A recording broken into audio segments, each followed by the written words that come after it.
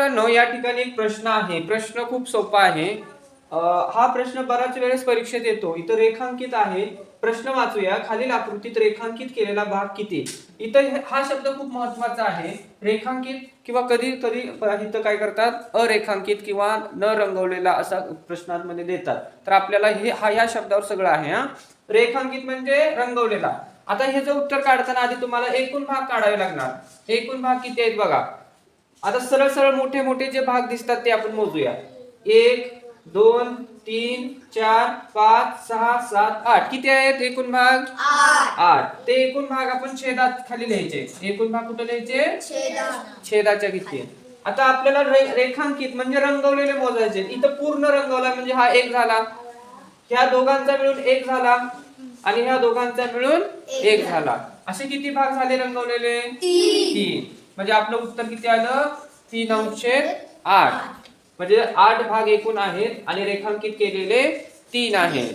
मग आता न रेखांकित केलेले जर विचारलं तुम्हाला, म्हणजे विचारलं की आता न रेखांकित म्हणजे न रंगवलेले किती आहेत, तर किती उत्तर? 5. राईट. कारण 8 मधून 3 गेले, राहिले 5. आता हा प्रश्न ठीक आहे अशा स्वरूपामध्ये आला तुम्हाला.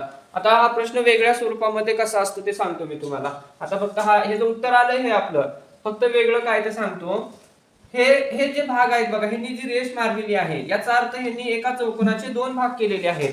एका चौकोनाचे 2 भाग केलेले आहेत. म्हणजे किती झाले? 2 बेक बे. इथं आता दिसत नाही आपल्याला, पण ह्यांनी इथं सुद्धा काय केलेले आहेत? 2 भाग केलेले आहेत. आपल्याला ते दिसत नाहीत. असे परीक्षेत प्रश्न असतात तुम्हाला, तिथं तुम्हाला भाग दाखवावे लागतात. म्हणजे असे करून दाखवावे लागतात. असे करून काय करावे लागतात? दाखवावे लागतात. मग 2 भाग आहे म्हणजे बेक बे, बेदून 4, बेत्रिक 6, बेचोक 8, बेपंच 10, 20, 12, 20, 14, 82, 16. एकूण भाग तुमचे झाले 16. आता रंगवलेले किती झाले बघा? 1 2 3 4 5 6. बघा 6/16. इथं आहे का पर्याय उत्तर?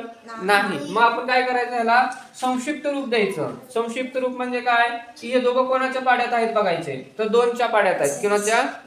मग ह्याला पाप द्यायचा. बेत्रिक 6, बे 8 16. बघा किती आलं उत्तर? 3/8. दोन्ही पद्धतीने सोडवलं तरी आलं. जास्त करून असाच प्रश्न असतो तुम्हाला की भाग करावे लागतात. अवघड प्रश्न असतो तो. समजला का सगळ्यांना? ओके चला.